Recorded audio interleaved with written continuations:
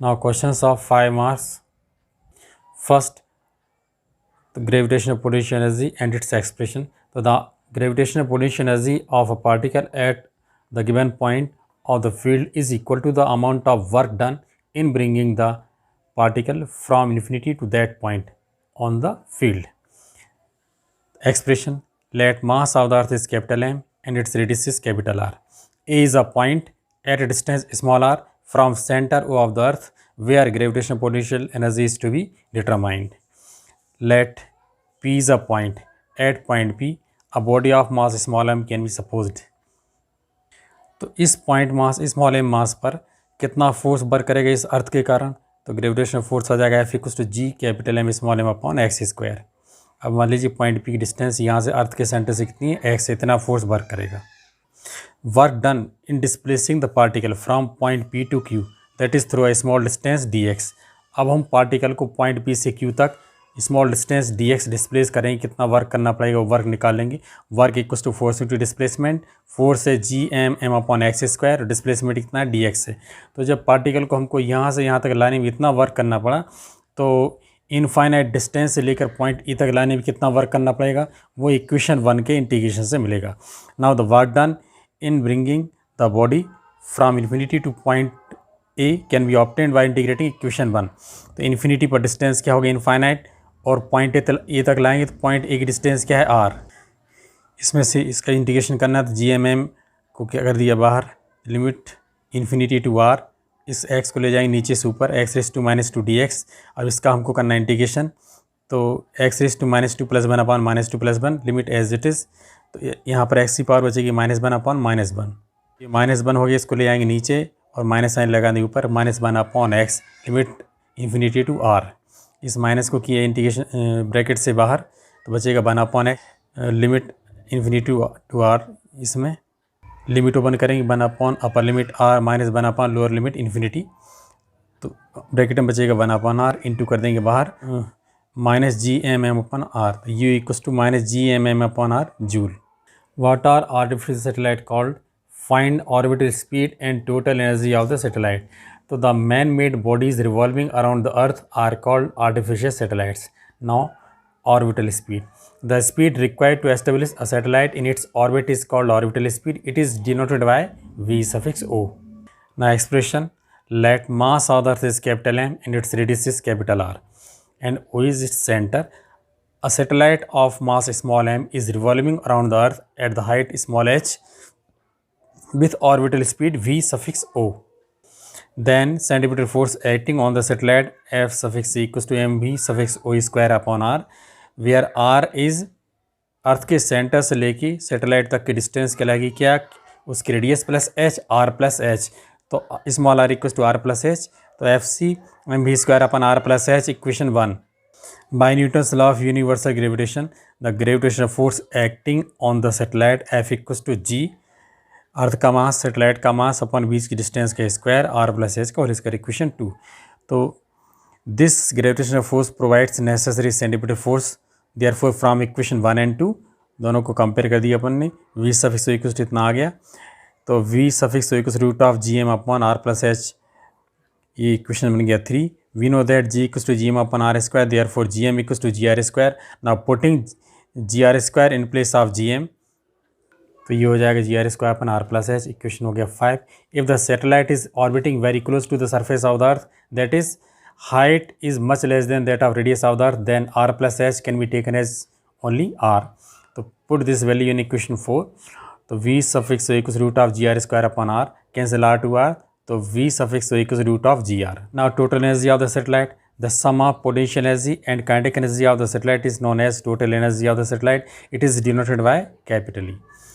तो total energy equals to K E plus U, क्या है, U equals to minus G M upon R, where R क्या R plus H, और kinetic energy half M V suffix O square, तो V O का square हमने अभी उससे, तो ये वी ओ की वैल्यू हमने अभी निकाली थी यहाँ पर, क्या V suffix O square G M upon R plus H, इसको हमने क्या मान लिया स्मॉल आर, तो ये पुट कर देंगे यहाँ ले जाके, तो ये हो गया केवल स्मॉल आर ही सपोज करके यहाँ पुट कर दिया है।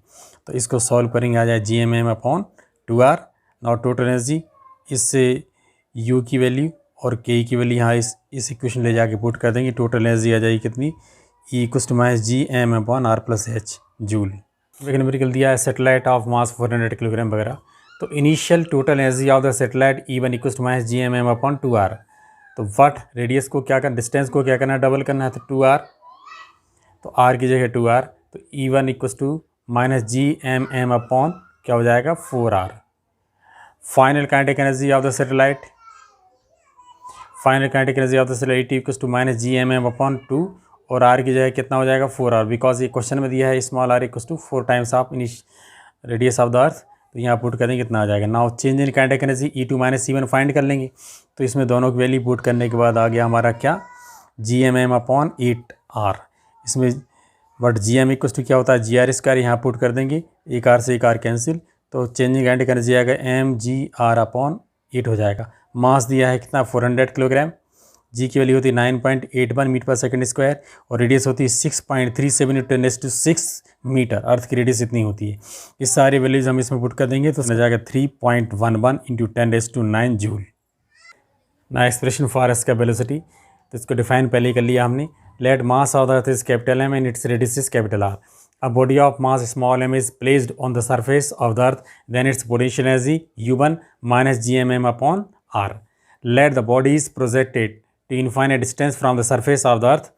For projecting the body, we have to do some work due to which its potential energy increases. Let it becomes at infinity 0. तो u2 इक्वस टू 0, इन्फिनिटी पर क्या potential energy 0 हो जाती है।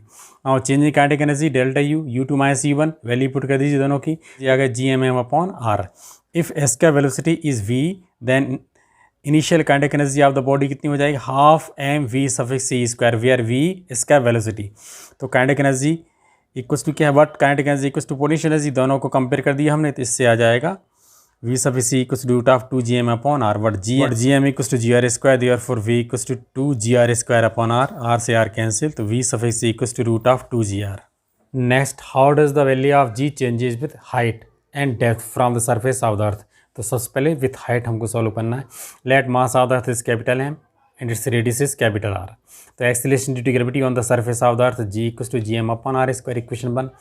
Let a body of mass small m is placed at the height h from the surface of the earth.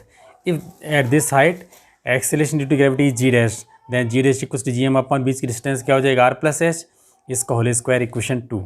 तो dividing equation 2 by equation 1 divide करेंगे कितना हो जाएगा, तो इसमें जी एम से G M cancel, R square upon R plus H whole square. नीचे हम R plus H whole square से आर स्क्वायर कॉमन ले लेंगे, तो ब्रैकेट में क्या बचेगा 1 plus H upon R, R square से आर स्क्वायर कैंसिल, तो बचेगा फिर इतना। इसको ले जाएंगे नीचे से ऊपर, तो 1 प्लस एच अपॉन हो जाएगा आर रेस टू -2। अब बाइनोमियल थ्योरम से इसको ओपन कर देंगे तो क्या है, इस पावर का एच अपॉन आर में इंटू हो जाएगा, तो 1 माइनस 2h अपॉन आर। नीचे हमने एलसीएम ले लिया, R minus 2h upon R, G dash upon G equals to R minus 2h upon R. Because R minus 2h less than R, ये r minus 2h less than r, therefore g dash less than g. Thus value of g decreases with altitude या with height. Next, with depth, let mass of the earth is capital M and its radius is capital R, and acceleration due to gravity on the surface of the earth g equals to gm upon r square, equation 1. We know that mass equals to volume into density. अर्थ कैसे spherical in shape, तो अर्थ sphere का volume होता है 4/3 pi are cube, density क्या मान लें अर्थ की, average density d।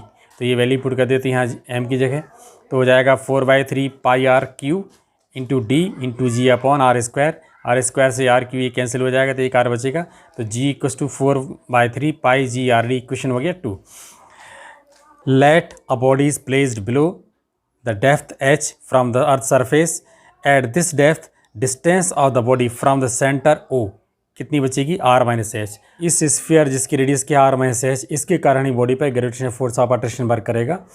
तो मान लिया उसका मास क्या है एम डैश, तो M dash equals to 4/3 pi R minus H whole cube D, ये वैल्यू पुट कर देते हैं एम डैश की जगह, तो इतना हो जाएगा। इसमें से R minus H whole square से R minus H whole cube को कैंसिल कर देंगे, तो एक आर माइनस एच बचेगा, इक्वेशन हो गया 4। Now dividing equation 4 by equation 2 से डिवाइड कर देंगे, तो G dash upon G equals to 4/3 pi G R minus H D upon 4/3 pi G R D. तो क्या बचेगा, G dash upon G equals to R minus H upon R, because r minus h less than r, therefore g dash less than g. Thus, value of g decreases with depth.